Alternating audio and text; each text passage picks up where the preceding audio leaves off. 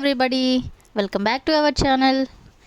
ఈరోజు వీడియోలో మనం మన డైలీ లైఫ్లో యూజ్ చేసే కొన్ని వర్డ్స్ అండ్ సెంటెన్సెస్ని ఇంగ్లీష్లో ఏ విధంగా చెప్పాలో ఈ వీడియోలో తెలుసుకుందాం. మీరైతే ఈ వీడియోని స్కిప్ చేయకుండా ఎండ్ వరకు చూడడానికి ప్రయత్నించండి. నా వీడియో కనుక మీకు నచ్చినట్లయితే లైక్ చేయండి, షేర్ చేయండి. అలాగే మరిన్ని ఇంట్రెస్టింగ్ వీడియోస్ కోసం నా ఛానల్ని మీరు సబ్స్క్రైబ్ చేయండి. ఇప్పుడైతే మనం టాపిక్లోకి వెళ్ళిపోదామా? Let's get into the topic. First one is నన్ను గుడికి తీసుకువెళ్ళు. నన్ను గుడికి తీసుకెళ్ళు. మనం ఇక్కడ తీసుకెళ్ళు అనేదాన్ని మనం టేక్ మీ అని అంటాం. నన్ను గుడికి తీసుకెళ్ళు అంటే take me to the temple. Next one is నన్ను పార్కుకి తీసుకువెళ్ళు.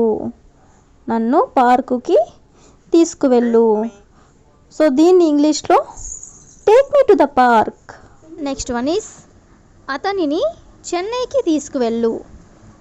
అతనిని చెన్నైకి తీసుకెళ్ళు. సో దీన్ని కూడా మనం ఇంగ్లీష్లో take him to Chennai.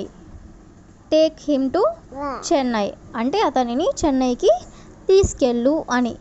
Next one is నువ్వు ఎప్పటి నుండి ఆడుతున్నావు అంటే నువ్వు ఎంతసేపటి నుండి ఆడుతున్నావు అని. సో దీన్ని మనం ఇంగ్లీష్లో since when have you been playing. Since when have you been playing అంటే నువ్వు ఎప్పటి నుండి ఆడుతున్నావు అని. నెక్స్ట్ వన్ ఈస్ అతడు ఎప్పటి నుండి టీవీ చూస్తున్నాడు అంటే అతను ఎంతసేపటి నుండి టీవీ చూస్తున్నాడు అని. సో దీన్ని మనం ఇంగ్లీష్లో since when has he been watching TV.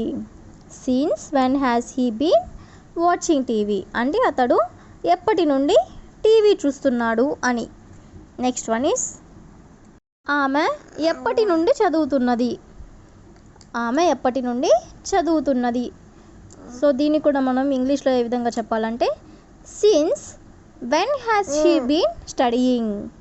Since when has she been studying అంటే ఆమె ఎప్పటి నుండి చదువుతున్నది అని. నెక్స్ట్ వన్ ఈస్ ఉదయం తొందరగా నిద్ర లేవడం నా వల్ల కాదు. ఉదయం తొందరగా నిద్ర లేవడం నా వల్ల కాదు. సో ఈ సెంటెన్స్ని ఇంగ్లీష్లో getting up early in the morning is not my cup of tea. Getting up early in the morning is not my cup of tea అంటే ఉదయం తొందరగా నిద్ర లేవడం నా వల్ల కాదు అని. That's all for today. I will ask you a question for you. పాట పాడడం నా వల్ల కాదు. పాట పాడడం నా వల్ల కాదు. If you know this one in English, please comment in the comment section. Thank you for watching.